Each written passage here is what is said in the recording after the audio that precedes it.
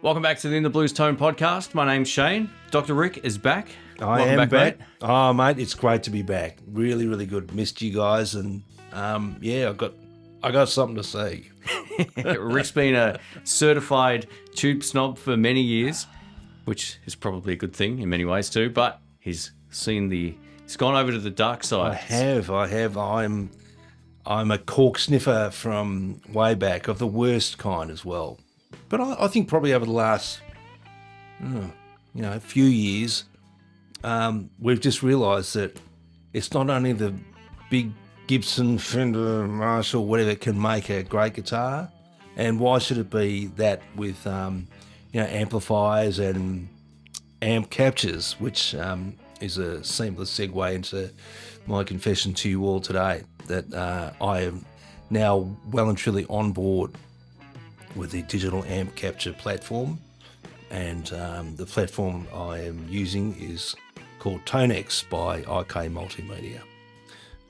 So yes, it just feels good to get that off my chest, and and please don't unsubscribe. Well, not until you hear the stuff anyway. But I've been listening to stuff for decades, plugging in stuff, hooking up to see what would happen, and I really do think that this sounds great, feels good under the fingers, and I'm on board. I think it's also worth talking about like how far the tech has come, because even up until a few years back, I don't think either of us would have really have used a lot of this sort of stuff. No.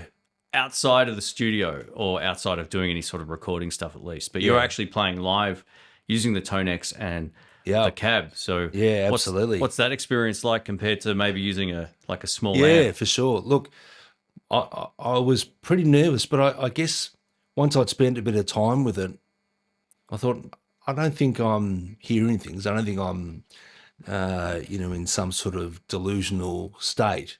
And so I turned up at this gig up in the hills here in Melbourne, where, if you don't have a Marshall half stack, then you're not going to get out of there alive. So it was a high stakes game. I just took up the little ToneX one pedal and the ToneX cab, and that is it. DI'd the cab into the PA, and I was super, super happy. It was crazy. So you position the amplifier just facing towards you like a stage up, monitor or whatever? Just like a monitor. It's got tilt back legs like those old Fender amps. Great. I don't know why they ever stopped doing that. It's a really good design. So I literally, the singer's wedge was there and mine was there, and there was a little gap. I stuck it in there, tilted it back, and I had just effortless musical feedback, where there's that feedback loop between your amp and the guitar, makes the strings vibrate, makes them take off, you get the harmonic, all that stuff. It's real. It wasn't, remember there was that sustainer thing you could put in your guitar. You could choose it was an octave or a harmonic, and it just felt so artificial. And this is just real. This is the amp talking to the guitar, and it was just great. That was one of those things a lot of people said you could never get from this equipment. Yeah, exactly. Like a feedback loop that's actually musical. It would just kind of go weird if it did anything. Definitely. Well, I mean, I remember when we talked to Phil X at GitCon back in the day. Yeah. And, of course, Bon Jovi, there's no amps on stage, and his amps are all underneath the stage in an ISO cab. Oh. And he could not get feedback. Yeah, He just play a note, it would hang on and then just die. Yeah. And which is such a weird feeling, because we love it, don't we? Yeah, it's fun. You and I... Always makes me laugh when it happens. Yeah. It's great. It's a great feeling. Santana was onto something. Remember, he used to have X's on the stage where you stand there and turn this way, it would take off. Absolutely. It's a lovely feeling, and you would never get that if you're on an ampless stage with in-ear monitors. So, I feel like I'm having my cake and eat it too. Yep. So you're running the ToneX into the powered speaker, or the what is it, FR? FR cab, Tone's cab, yep. There's got to be an easier way of saying that. Yes, you would think FR2, so. X2 or something. That's right. Yeah. FR squared. Little squared thing. Yeah, exactly. exactly. So you're able to get basically whatever tone you dial in, almost basically to any volume, right? If you turn it up or down, is there any difference in the... Not really, no. Yeah. No. Yeah, it's not like obviously a valve amp that you can turn it up and it starts to distort. So it's just great. And the cab having a 3-band EQ means that you can just change the EQ slightly from room to room, Yeah. depending on, if it's boomy or toppy. And you don't have to get in and change all your presets. Yeah. So I love that sort of functionality of it. Cool. And also you're not so reliant on the sound person. If it's no good, then you can just turn it around and use it as an amp because it's very loud. It's 350 watts and 700 peak. So if you need any more than that, then you are deaf. Yeah. Nice. Exactly. How does it affect the stage sound, like just from all the instruments Yeah, compared with yeah. like, we're all used to having the amp behind us. Exactly. Yeah. Blowing the volume past our feet. For sure. Look, it was just so much clearer. And Yeah. again, the funny thing is, like, I'll be 60 in a couple of months. I'm the youngest person in this band. and so we're all used to playing back in the battle days. We just turn up really loud, turn it up as loud as you want. And, which is fun to get your rocks off, but it's terrible for singers and a perennial struggle for sound people who just say, look, if you're that loud, I'm not going to put you through the system because you're too loud coming off the stage. It just cleaned it up. I think we were all shocked. And singer can pitch better. Wow. I can hear what the other guitarist's doing. It's just amazing. Yeah. So it was a real revelation. And just coming off stage at the end of the gig, you don't have your ears absolutely screaming. You can't hear a thing. And yeah, that's great. It felt good. So, no, look, for the first hit out in a live, loud band, it was amazing. Yeah. So how do you have the ToneX set up for the tones that you go for? Because, if you know anything about all of these processor pedals and everything with the captures, there's a lot to choose from. So, oh yeah, it's crazy. Well, look, I think initially I just went crazy and I was pulling all these things down from their ToneNet, which is a million amp captures of everything. But then I realised what you and I have loved forever is the Fender clean tone. Yeah, the Fender just on the edge of breakup tone, either a deluxe reverb cranked or a super reverb cranked. That lovely sort of sound where it's really touch responsive. Yeah. And then like a Marshall or, a Friedman or something for that really sustained lead tone. Yeah. And so, I basically had it set up and with the ToneX One pedal, you can click through 3 different sounds. Yeah. And so for the majority of the thing, I just was playing either like a cranked Fender sound or a old non-master volume Marshall sound, which is meat and potatoes rock and roll. Yeah, that's great. And then the third sound is just the over-the-top crazy solo sound. Lots of nice. Drive and sustain and a bit of delay and all that sort of stuff. So, again, for the music we love, it's more than enough.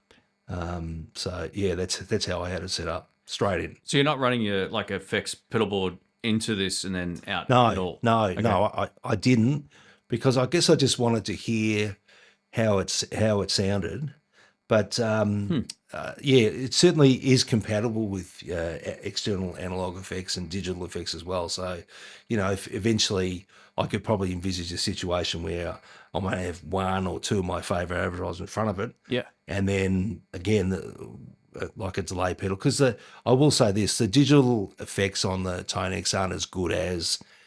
Nowhere near as good as Kemper in terms of the Kemper's choices great. you have. Yeah. If I wanted to get into that, I could definitely add something after it as well. So it is really designed to work seamlessly with whatever setup you've got. But for the first gig, I just used the ToneX. It was everything. It was the amp model, the cab, the IR, and the digital delay and reverb after that. Yeah. And I didn't feel like I was missing anything. Yeah. Yeah, that's great. I think one of the things I've sort of gotten used to using a lot of like clean amps over the years is running my pedals into it. And I was really surprised. Like I got the Veilton GP5 at the moment, which is a similar kind of tech to the ToneX. And I'm shocked how well it handles my overdrives. Yeah. And it cascades in terms of volume. Yeah. Perceivably. Like it actually doesn't just fizz out like some of the old stuff did back in the day. Yes. Yeah. You're getting like I can like preload a Fender twin or a deluxe or a two rock or whatever. And at the starting, clean tones, just beautiful. Or you can dial a bit of dirt in or whatever. But then I've got my familiar sound going into it with my pedal board, and it kind of responds way more similarly than I thought it was going to. And I could absolutely see me taking the GP5 to Jerry's next time when I go do all the left-handed guitar videos overseas, and then running my favorite overdrive into it and getting arguably the best sound that I could get recorded with no effort. Yeah. It really takes out like the fiddling. If you find that sort of great sound that you love, whether it's a great clean or a killer Marshall tone or whatever, you don't really have to do much else. Yeah, And it just seems to work. Like, I think that's the amazing advance that captures have had, as opposed to a modeler. Yeah. So I guess I think about Helix and Fractal as modelers. Yeah. I think that's right. Sorry if it's not. But yeah, Dr. Ricks, exactly. it's full of it. Whereas your Kemper and your quad cortex, nano cortex, and ToneX are captures. And again, if I've drank the Kool-Aid, so be it. But just capturing an amp and a cab, it just feels like it reacts more organically to your guitar, but also to your favourite analog effects. Yeah. It's not this sort of clash of digital bits and bobs. It just seems to work. Yeah. Yeah, it's amazing how great like the Kemper feels to play when you're capturing a familiar sound. Yeah. Like it's got the ability to profile, whereas the Veilton GP5, I can't actually profile gear through it. I have to download other stuff to plug in the captures. But the Kemper, being able to get a sound that you have in a room with an amp in a room is pretty wild. And that came out like almost 15 years ago. Unbelievable. It's so ahead of its time. Yeah. They just released a new one, which is essentially the same thing with some like a new CPU. So you can stack in more stuff in the effects chain. I'm like, the whole, at least for me anyway, the beauty of the Kemper is like the fact that it can do that extremely well, and I've got the sound of my gear. Yeah. And even if you can't get the exact amp you want, you can find one that, or you can't profile your gear through some of this stuff like the ToneX directly. I mean, you can do it in other ways, but at least you can approximate it and then you can get a familiar sound at the end of the day. That's what I'm trying to say. Yeah, and no, definitely. It feels much better and less sort of fiddly than it does with like the old multi-effects processor pedals from back in the day, where you were always tinkering with something, trying to get more out of it. Never happy and having, I remember with my Helix, and again, I got rid of that because I'm just not a sophisticated tech person. And I was seeing that, some people run this separate parallel path and have a high pass there, and forget about it, man. I reckon you and I will know within playing a couple of chords or a couple of notes, is that right? Yeah. And if it's not right, get rid of it. Yeah. So you know what it sounds like, how it will respond, if you hit it hard. Yeah. It'll compress naturally, and if you hit it soft, it purrs. So, I think the fact that you plug pedals in and it sounds like you is a real testament to how advanced this capture stuff has come. Yeah, it's a whole different game now compared to like 10 years ago or so, with the exception of maybe the Kemper. There's so much great stuff that makes recording easy. And I would use this.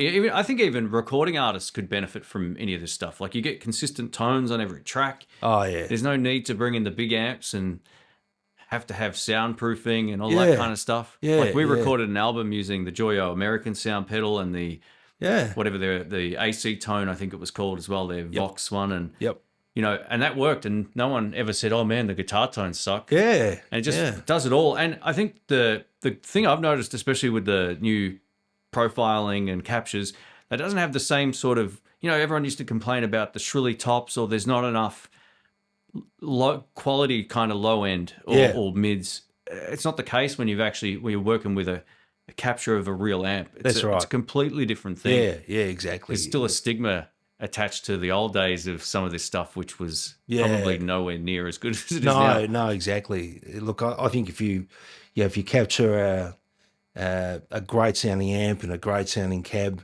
with a few really good mics, Yeah. it just feels like that experience. I mean, Yeah. we've been plugging into loud valve amps for decades now, Yeah. so you know it when you hear it. You Yeah. know, it might be hard to describe, but you definitely know when you hear it, when it's right, and also when it's wrong. Yeah. Yeah. The easiest recordings I've done in the studio for backing tracks and all that have been when I can plug a unit like the GP5 in, and it just, like, I've got the sound I want. Yeah. And it's so easy. Like Yeah. one cable. Yeah, done. exactly. Yeah. Just Yeah. it's all about the workflow, isn't it? Really, Yeah. and just being happy with that sound, and then you can think about other things. So, yeah, no, I really have gone down this this rabbit hole, but I'm happy to be here. I'm having the most fun I've had in ages, to tell you the truth. Yep. Yeah, that's great. Yeah. I think it's also worth talking about the fact that a lot of this stuff isn't anywhere near as expensive as it used to be to get into it. You know, the difference between the Kemper, obviously it can do things that some of these other ones can't do, and vice versa. But you can get essentially the same end result. Different workflow, different options, different, this and that. But if you got a Fender Twin on either of them, I'm tipping they're going to sound very similar. Yeah. It'll be sort of fun, I guess, to do a A/B test, and We should do a blind test. yeah, true. Because I just watched a great video from Dweezil Zappa, Frank Zappa's son, who's a great guitar player, and he played Eruption through. Let me get it right. I think it was Fractal. Okay. Could be Kemper. Anyway, and also through a Marshall JCM 900. Put it up on his socials, got people to vote. And I think it came in, I thought it was 50-50, but it might be 60-40 people who got it right and wrong. Yeah. Oh, and you can hear people banging on about, oh, yeah, you can tell that's the Marshall because it's got this girth and this punch in it. Yeah. It's the digital. So, yeah, it just shows you, guitarists, we're full of it. Yeah. But, yeah, and it sounds, the stuff sounds great and it feels great. Yeah. And especially I think for people getting into home studio recording, Yeah. it's so much easier now than it's a good skill to be able to get a great sound out of an amp, mic it up and do all that kind of stuff. But you got to get a good mic. You've got to understand placement. You got to get the amp to sound good in the room before you even hit record. Yeah. And make it all work and be able to hear what you're playing back to while you're rocking out. Yeah. There's a lot more that goes into that than being able to just plug in and have your studio monitors at a certain level and go, that's a great tone. That's better than I'd be able to do without spending a whole lot of time messing around. I've produced albums for people and I record daily, but it makes it so easy just to go clunk, done. Yeah. And it feels good. Like, if it didn't feel good, I wouldn't use it. I'm assuming you wouldn't use it either. No, absolutely. I've felt like I risked my life doing this. But it was so rewarding, and it's just fun. And it's musical. We all want to sound great, and the only people who care about how we sound is us usually. Yeah, exactly. But it's nice to make great musical sounds. Yeah, it inspires you, and that's why we do it, isn't it? Yeah, totally. Yeah. I've been using this type of tech in the studio to make life easier, whether that's the 2-Notes Captor X that replaces the speaker, gives you a microphone and a room, but you're using the front end of your amp. But you're sort of taking this to the next level. Now you're actually gigging with this stuff as opposed to using like a comparable small amp. So yes. Yeah. Talk about maybe the difference in terms of like what, or just why you would pick the new tech over just bringing an amp to a room, because I don't know if I'm completely on board with ditching a small sort of amp right now. But I might be open to ditching larger amps. I think so. Yeah. Well, I mean, obviously, small amps you can die if you've got a loud drummer. You're just not going to be able to hear it, and that's happened to me with a beautiful Princeton that I used to have. Beautiful sounding amp. That was great. But there's not. It really is taking a knife to a gunfight. But I guess with this, the ToneX cab is 350 watts RMS. Yeah, cool. And 700 watts peak. It is as loud as a banshee. It's crazy.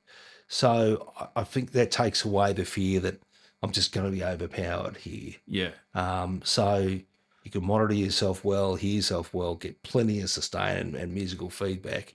To be completely honest, at this point in time, I just don't think I'm missing out on anything. Yeah. I really, Okay. really, Wow. really don't. Yeah. So, and who knows? It might come a time where I say I do miss that, but not at the moment. I'm hearing the tones I want to hear. The guitars responding the way Yeah. I want Great. it to, and I just got to play. What if you were playing in a small room though, where the PA system kind of sucks? Could you just use it facing the audience and? Yeah, absolutely. Yeah, okay. Well, yeah, that's the secret sauce in the ToneX cab is this amp control where when it's all the way counterclockwise off, it's just the DI'd sound. Yeah. So it's fairly pristine and hi-fi. But the more you turn up this amp sound, the more it takes on that feeling of the amp in the room. You know, that thump that you have to feel. Yeah. Yeah. If it feels all sort of vanilla, just like a PA speaker, it's not going to be as enjoyable. Yeah. But as you turn it up, to my ears anyway, I hear that the mid's getting poked up nicely and the sort of tops, I don't know, around 6K or whatever, getting just wound off a bit. Yeah. Great. So it's just that nice sort of mid sound where guitars live. And so, yeah, I think at this stage, I haven't done a gig where it's just standalone, but I can't imagine that I'll be thinking, oh, gee, I can't hear myself because it is hellaciously loud. Yeah. Wow. Yeah, it's a So the power's not a problem.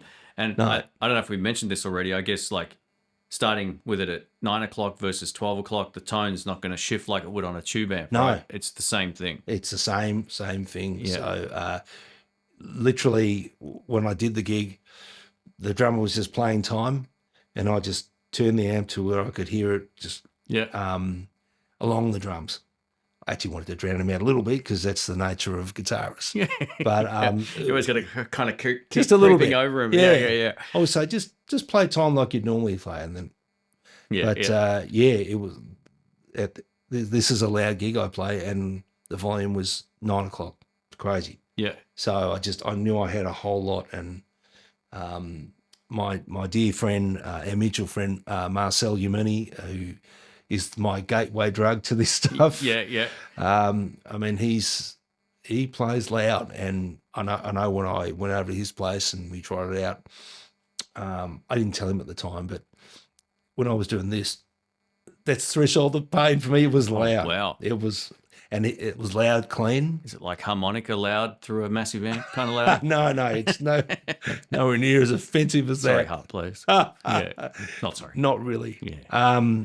So yeah, it certainly. I wouldn't have any issue with it not being loud enough. Yeah. I do this corporate gig once a year at a big room at the MCG, and I'm going to use this setup. Yeah, great.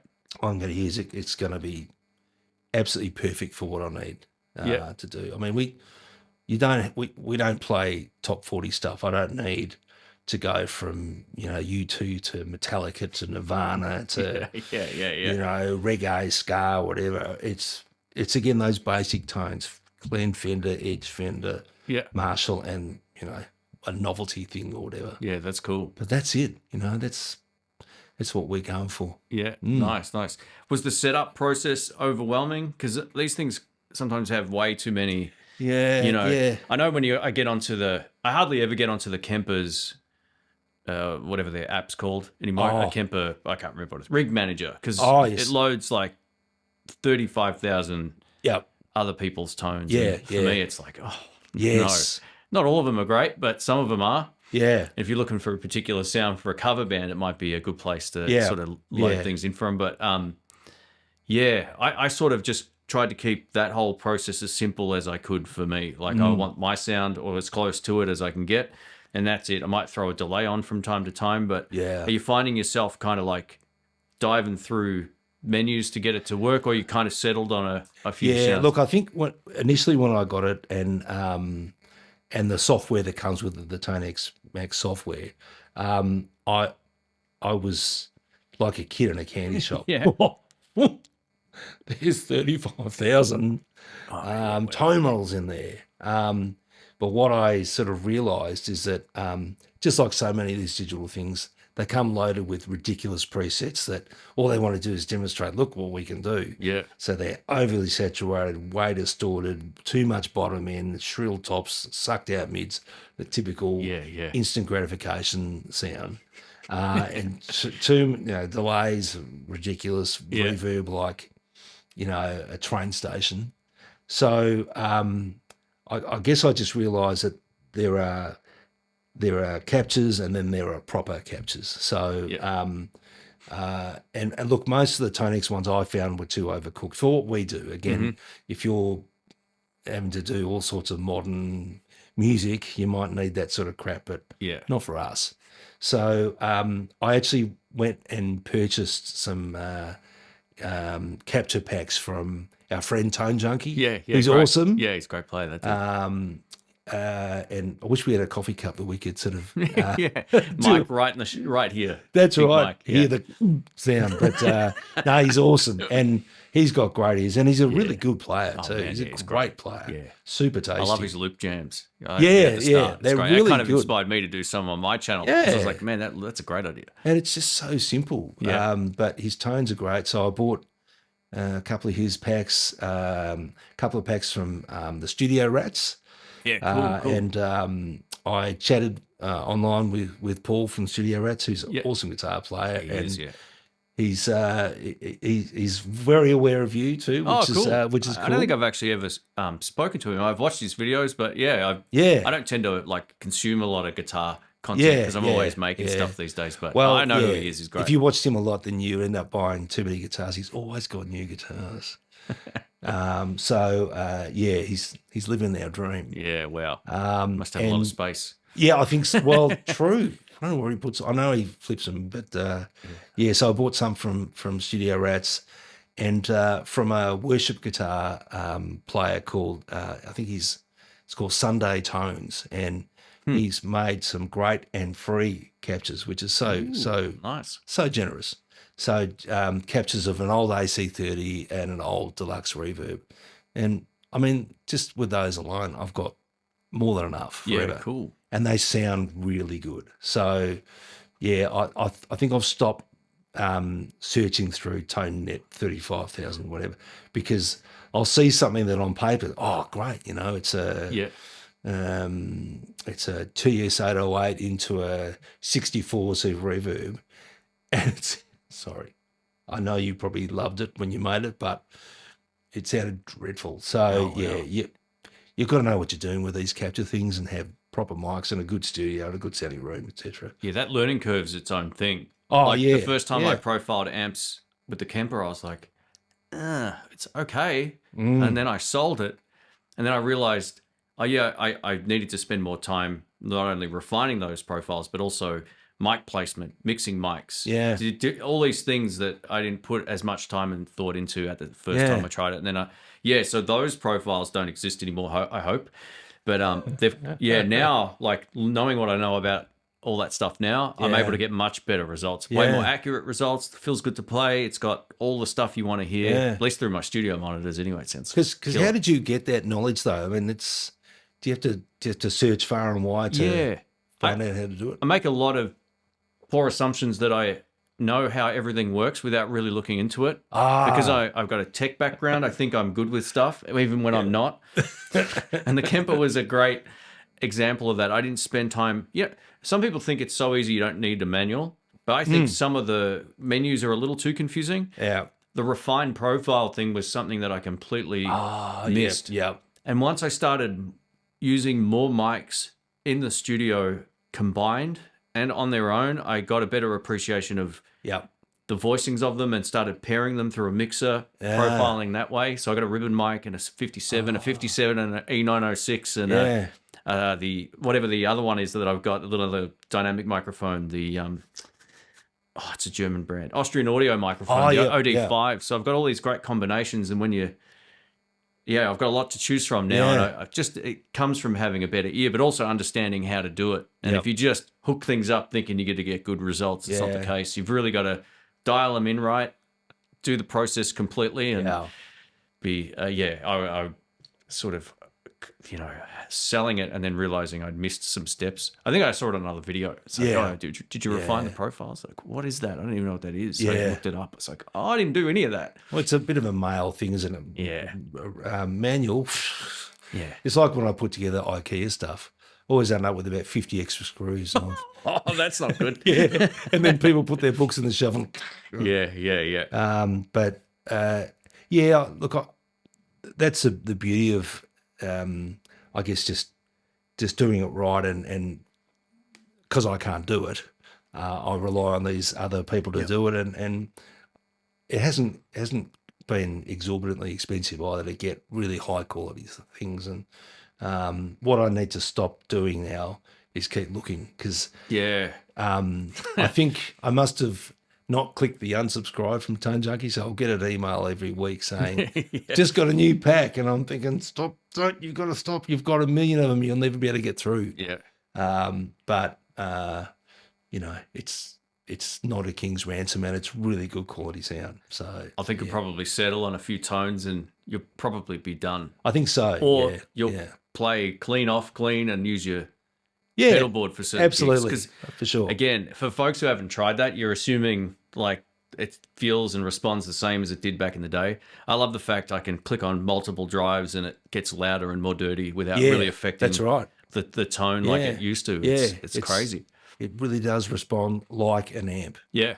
Not so yeah. That dynamics that I think is perhaps only come in since this capture stuff has come in. Yeah. It just makes a huge difference. Yeah. Yeah, it does.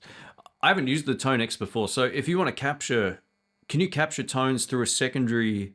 So you need the ToneX comes in the ToneX one, which is the little one I've got, but also there's a big sort of the big ToneX pedal, I guess you'd call it. Yeah.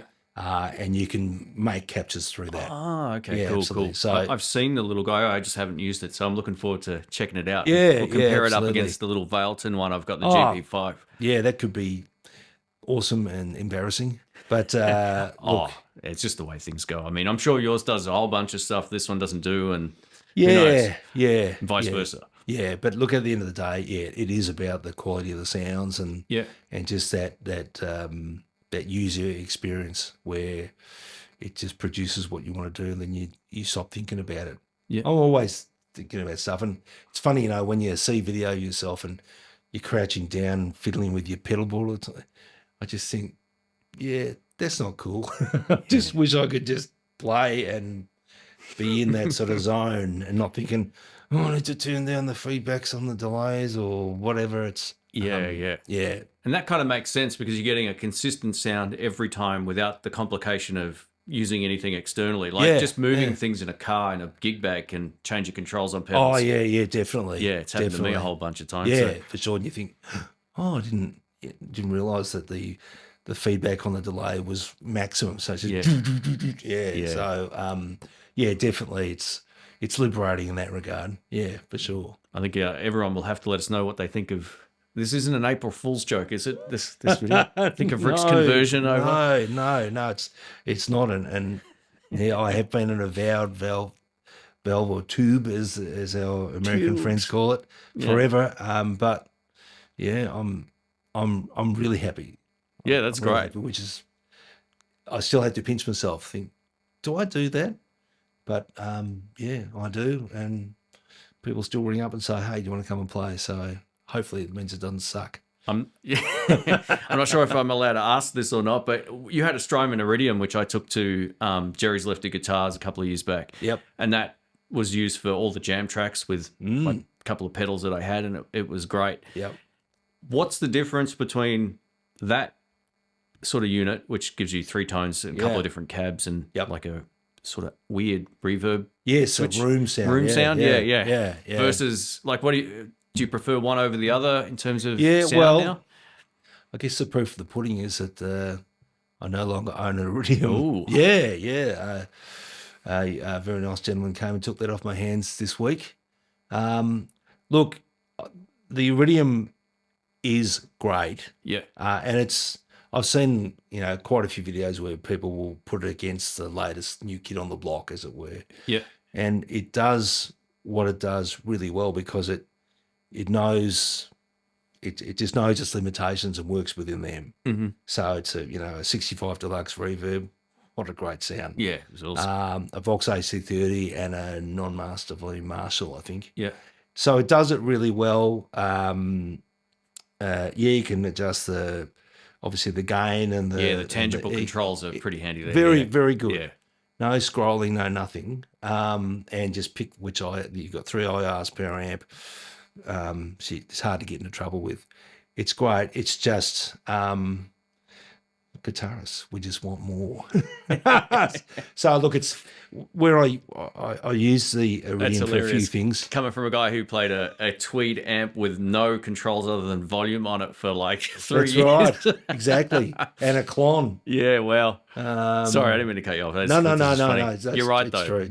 More having the option for more is good, but it can also be overwhelming. I think for people who are new to using gear. Exactly. Oh, look, I think. It's taken me, quite a few weeks to get my head around it, and now I've sort of got over the initial euphoria of all these options. Yeah. Now I can just drill down on what sounds great, what am I looking for. Yeah. And like when I use the Iridium, I'd have an overdrive or two and a chorusy thing and then a delay. So it was like a 4-pedal board. Yeah. And it's awesome, but now it's all just miniaturized into this.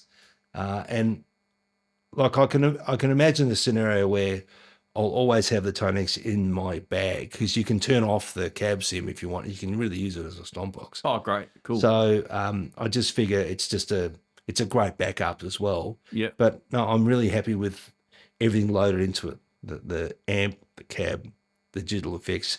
You can place the compressor before the amp for that proper compressor sound. So yeah, I'm really happy with it. Yeah, that's great.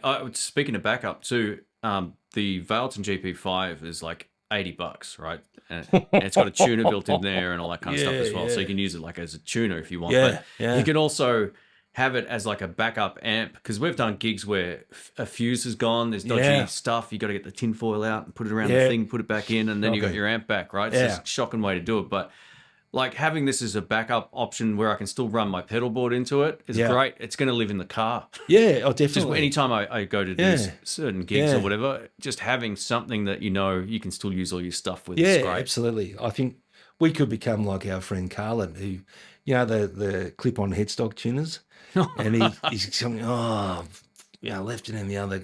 I think he just bought 10 of them and he just has them everywhere, Yeah. Any guitar case, he'll have it. Yeah. Open the glove box, there's 5. And I mean, it's chump change, isn't it, to get that? It's crazy. It's unbelievable. I don't think I've tested a unit. I mean, I haven't tested everything, but out of all the stuff I've tested, I don't think I've tested anything that's that inexpensive that does so much so well. Yeah.